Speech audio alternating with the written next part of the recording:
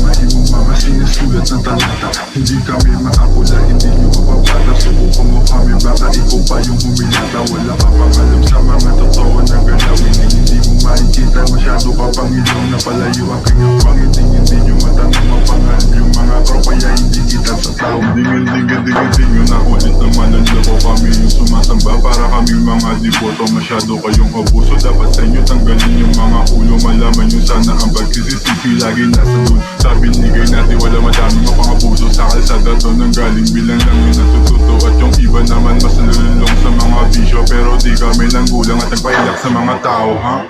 Tapos kayo pa yung may balak gumanyan. Kilalanin mo kami o hindi kami pangkaraniwan. Oo, tignan mo kami. Oo, tignan mo kami.